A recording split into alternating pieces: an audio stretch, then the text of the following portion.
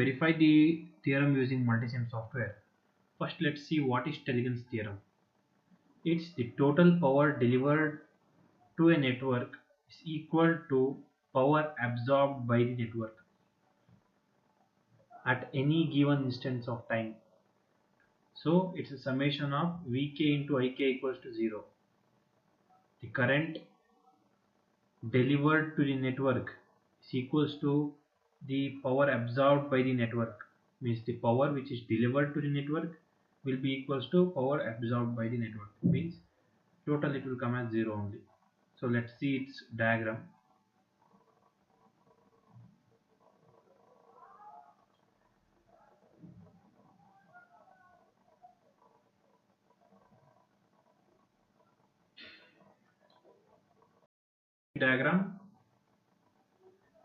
In the circuit diagram we can see a voltage source of 12 volt. Here it is connected with the current source in series. See, this is current source I with the series, means for with I it will always be connected in series. Then see this, it is also connected with the I series. Here also it is I will be connected in series. Then the negative part of I will be always grounded. This is the main concept here. The negative part of the ground will always be grounded. See, all they are grounded here. Negative part is grounded. Then the voltage part, what is there? V means the voltmeter. It is totally, it is called as a wattmeter. Okay. So in this voltage part, it will measure the voltage across this one particular diode, and this will measure the voltage across this one particular diode. Diode here is means the LED, light emitting diode it is. So it is the resistance. All the three has resistors, and we have put three voltage probes in them. It will measure the amount of current which is going in here before for this resistor. Okay, let's see. When we do in Multisim software, we'll get to know about it. It's procedure and tabular column. What will get IR1, IR2 and IR3, that we will write here. The one which we got, the one which was going before the resistor, the current what we measured with the help of those probes, that will write directly IR1, IR2 and IR3. What are they? This is IR1, this is IR1, IR2 and this is IR3. Then once we got the IR, we know the R value. For all the three we have taken 100 ohm.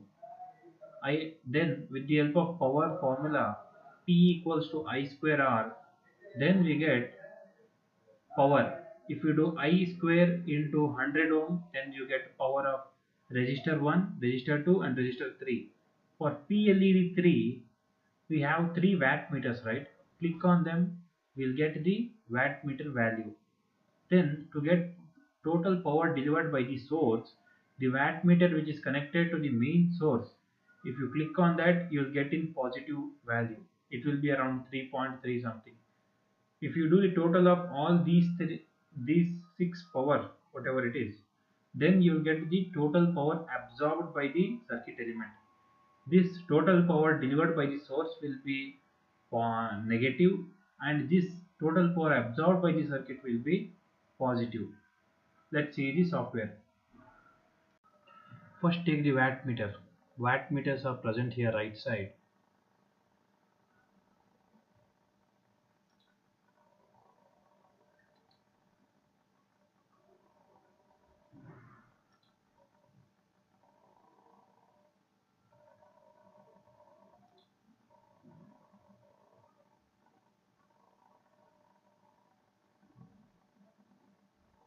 See the wattmeters, when you got, place it here, then go to place, there select components, to select the components. Then we'll start selecting the components one by one. First we need voltage source. Go to source. In here we'll get the power source, then DC power. We got the power. Here this voltage source rotated CTRL plus R. It gets rotated automatically. Then give it directly to the positive terminal of the I, and negative we will give to ground. Okay, and then next we'll have the three resistors. I'll tell you why. Go to basic, and in basic here you will find the resistor. Click on resistor, click on OK. Then place three resistors one by one. So when we have placed the three resistors here, then we'll go with the diode. We need a diode. Which diode? We need an LED. Then you go to search bar, then type LED. Then take three LEDs, blue, green and red. First we'll take blue LED. It's loading. Once we get, we can directly select the blue LED. Here at last there should be LED. See here there is LED, blue LED. So click on OK. You got the blue LED. So place it here. CTRL plus R to rotate, rotate, rotate. Now you got the LED. Then green. Okay. Place it, then rotate it. CTRL plus R. Then go with red LED. Place it here, then rotate it. CTRL plus R. Place all of them one by one. Then start connecting them as per the circuit diagram. From here, let us take like this. Just connect. After connecting this, we'll connect the resistor to the diode, the light emitting diode. Okay. When you are done with all this, then we'll put the appropriate value for the resistors. In here we are taking 100 ohm resistor. Just put 100, enter.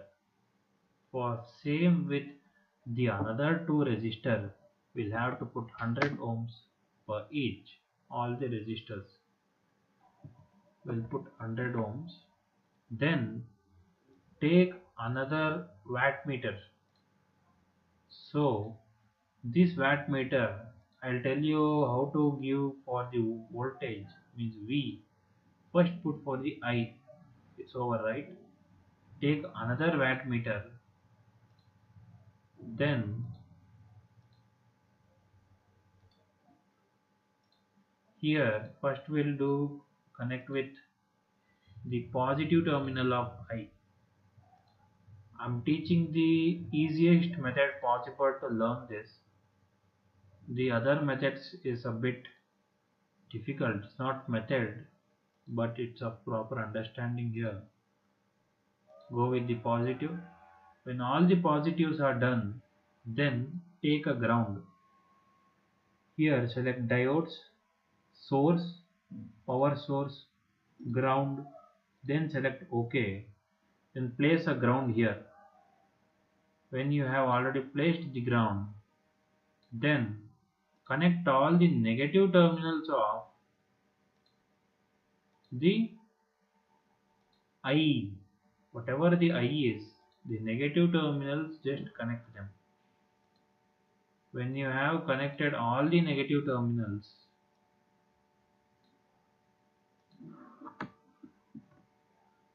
then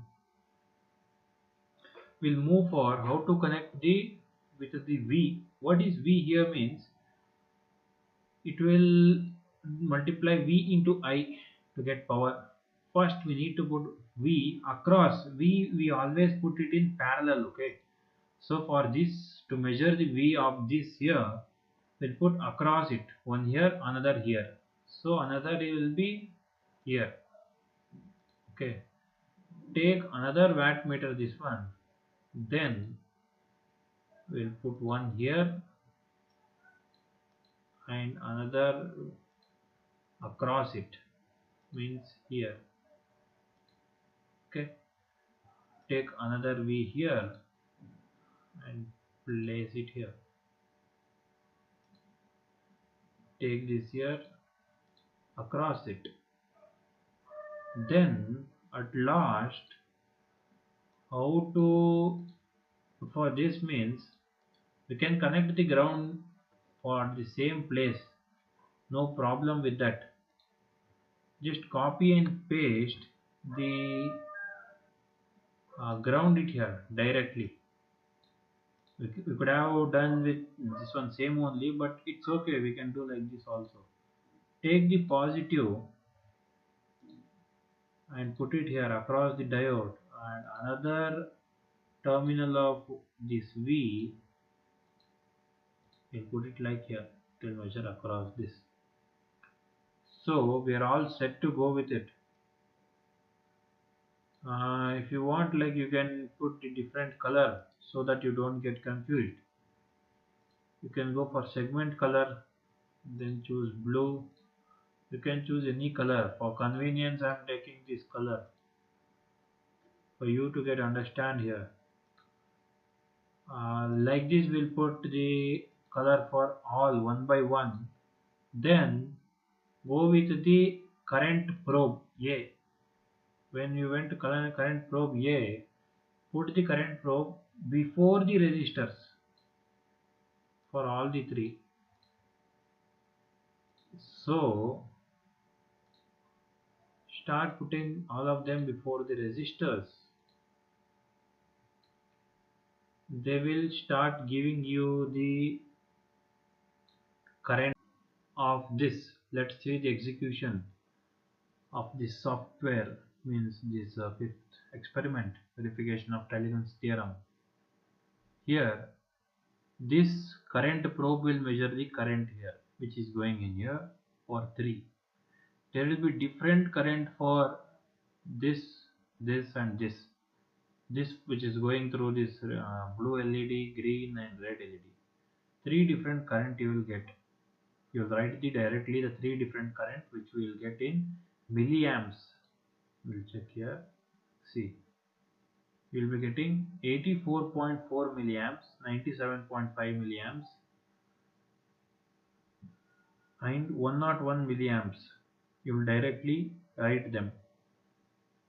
Then if you multiply to get the power I square R, what you got? I 84.4 milliamps means into 10 to the power minus 3 into 100. I square, you do I square into R, then you will get the power of it. To get the power of LED, to get PLED, you will click on here 2 times. You get the power of it. It's in milliwatt, so don't forget to put into 10 to the power minus 3 while calculating the total power consumed.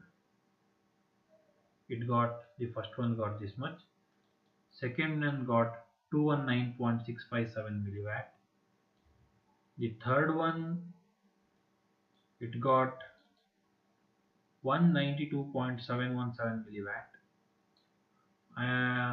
and then the final one which the power, it is the power delivered by the source, which should be negative, and 3.393, we got this much.